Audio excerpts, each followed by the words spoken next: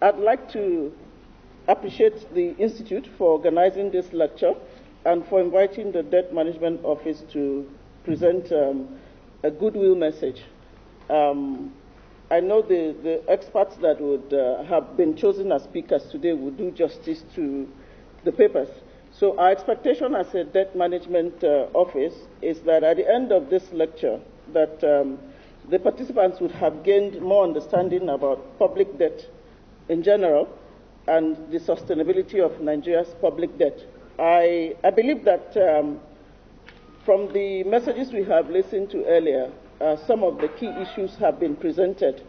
But I also think that there are some clarifications we need to provide to this distinguished audience so that when we're analyzing or talking about the public debt, we'll not only be looking at the headlines and the commentaries that run daily in the media, but also sort of have a deeper understanding of what is making the debt to grow and why the debt service level is what it is. So permit me to go down a bit into memory lane, even though I'm sure many of us will be familiar with it. So we know that in the 90s, many countries, including Nigeria, had what you would call a debt crisis. Okay, and if we remember then, we were always going to negotiate with the Paris Club of Creditors and the London Club of Creditors. Why? Our debt was high, and most of it was foreign. So we needed their support to ensure that debt was no longer a burden. At that time, you can say debt was a burden. Nigeria wasn't alone in this regard. There were many other poor and emerging developing countries that were in the same category. So several good things happened at that time, and both Nigeria and a number of those countries were able to, restore their debt stock to sustainable levels through the debt relief that we got. So in Nigeria's case, we got a debt relief of $18 billion from the Paris Club of Creditors in 2005, and by 2006, we also exited the London Club of Creditors. Let me quickly say that at that time, most of Nigeria's debt were actually external rather than domestic, okay, which is why it was significant that we got the debt relief. Okay, those were bad times, but thankfully we came out of it. But what did we do after that? And I'd like to emphasize that we didn't just allow things, just keep borrowing to say, okay, we've exited, let's continue as usual. No, the government definitely took actions by creating a debt management office under an act with very clear functions, which I would read out in a moment. But also, the provisions of the law also make borrowing a responsibility of the fiscal and the legislative authorities. It's not the debt management office, and permit me to say, contrary to most of what we see in the media, it's not Mr. President that is borrowing. It's both the fiscal, the executive arm of government, as well as the legislative arm of government. So let's keep that very clearly in mind. Okay, so I would say here, the debt management office was started operations in the year 2000. But the Enabling Act was enacted in 2003. That would be the Debt Management Office Establishment ETC Act. And then in 2007, the Fiscal Responsibility Act was enacted. Both of them have something to do with expenditure and with borrowing. Okay, so the responsibilities of the Debt Management Office, as enshrined in the Constitution, position it for advising the government on borrowing, contracting debt, as well as recording and servicing the public debt, amongst other functions. So the importance of that is that several years ago we defaulted and haven't come out of the Paris Club. We needed to ensure that we had proper records and that the debt was serviced, properly. The Act also includes provisions that limit borrowing. It defines the process for borrowing, as well as the utilization for borrowed funds, and the requirement that no external borrowing can be undertaken without the resolution of the National Assembly approving its terms and conditions. Similarly, the Fiscal Responsibility Act stipulates a limit of 3% for the budget deficit to the gross domestic product ratio in the annual budget, and restricts the use of borrowed funds to capital projects and human capital development activities, while also requiring the approval of the National Assembly for commercial borrowing by the government. Okay, so these legislative provisions and the creation of a debt management office have provided a foundation, and I would say a strong foundation, for effective debt management, and in particular debt sustainability in Nigeria. One of the things we say and we know is when we look at the countries we refer to as advanced, they keep going from one generation to the other, from one government to the other, because they have institutions and they have laws that keep going irrespective of which government is in power. So the economy keeps running and things are done properly. So by having those acts in place and also having a dedicated institution in place, the whole idea was to ensure that debt no longer became a burden for Nigeria. Okay, so going straight to the issues that have been raised, concerns have been expressed about the growth in Nigeria's debt stock since we exited the Paris and London Club of Creditors. It is a fact, and thankfully the DMO does publish the debt stock every quarter. So while that has become one of the reasons why debt is topical, the various references we hear to the DMO's website make us believe that it is a worthwhile venture because it gives the citizens, it's part of our mandate, but it gives the citizens access to what the public debt is. It is not hidden anywhere, and it also provides information on the debt service. So that is truly transparency in debt management. So the public debt stock has grown from over $349 million in 2006, and I chose 2006 deliberately because that was the year we cleaned out the Paris Club and the London Club of Creditors. So where were we as of 30th September 2019? We were at $85 billion. Okay, so the issue is how did it rise like this? And part of the explanations that I gave by making references to those laws, the provisions in those laws, is that debt doesn't just happen.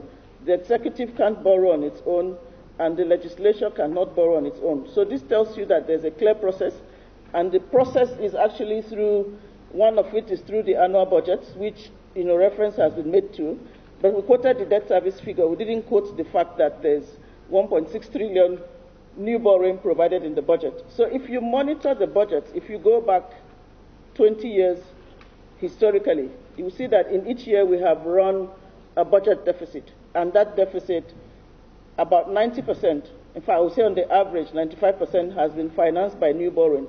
So we need to keep in mind what the source of the borrowing, where is it coming from, and then what it is being used for. In the budget there are capital projects, it's not just recurrent. Okay, so when there's new borrowing in the budget, it has also been appropriated within the budget. So we know that it was not a figure that dropped from anywhere. So how did we get to the present level? We've run several years of deficit, meaning we keep borrowing new each year in addition to the old one we have. Some of the debt stock we have in our books are 30 years old or even more, meaning they were inherited from several years back. But that is how governments run. There isn't anything wrong, and I didn't just want to make that statement again, but debt is not a sin, it is not a crime, it is not an offense. The important thing is to have clear processes for contracting debt and the utilization of the debt, as well as the monitoring, so that it becomes sustainable. Okay, so the debt stock is the result of cumulative borrowing by successive governments. It is not only one government that borrows. Part of what we are financing were inherited. Okay, to finance budget deficits and various infrastructural projects. So we do know that in addition to the budget, the approvals that go to the Federal Executive Council and then from there to the National Assembly for approval for specific purposes. So the 2016-2018 medium-term external borrowing program of $22.75 billion falls into that category. So budget is one, but also those approvals are another one. Okay, let me also add here that included in the growth of the debt stock, which we don't like to talk about, is that the government has also issued promissory notes to settle arrears of previous administrations. So included in this debt stock are promissory notes of over ₦1 trillion that the government has issued. Again, these were subject to the approval of the Federal Executive Council as well as the National Assembly. Lastly, in describing the debt stock, we already know it's a combination of external and domestic. But really, the $85 billion we are talking about is not only the FGN's debt, it includes the debt stock, the domestic debt stock of the 36 states of the Federation, domestic and external, of the 36 states of the Federation and the Federal Capital Territory. So I just think I would like us to understand that it means national, it means public, not only the FGN.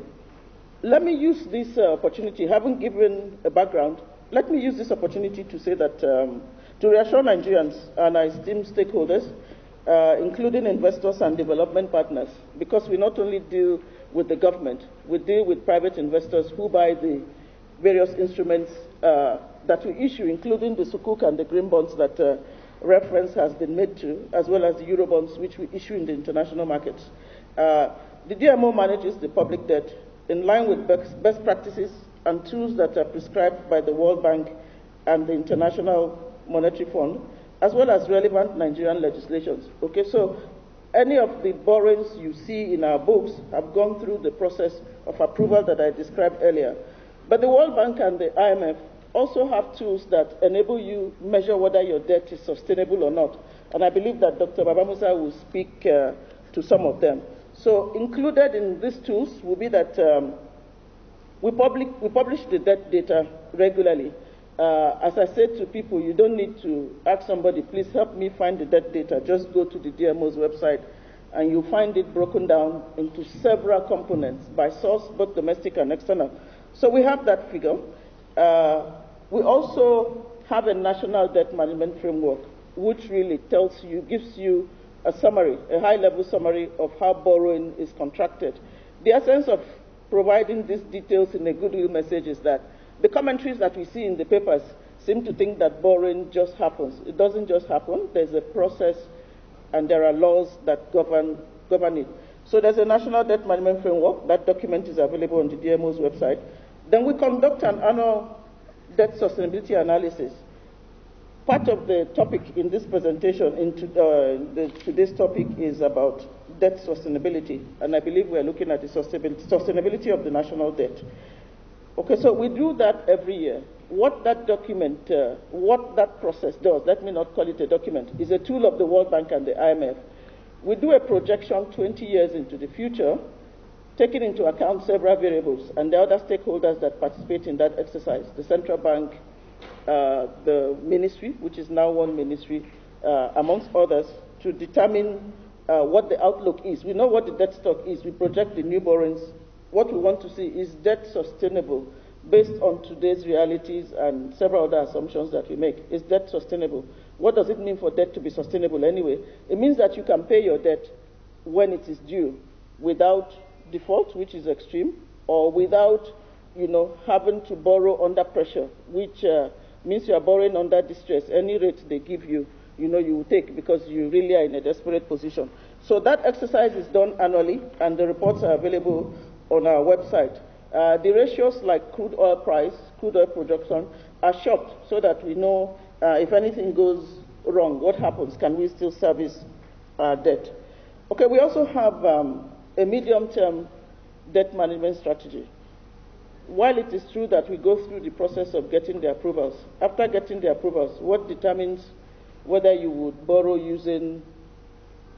from domestic sources or external, whether it should be short-term or long-term, which is more, the preferred.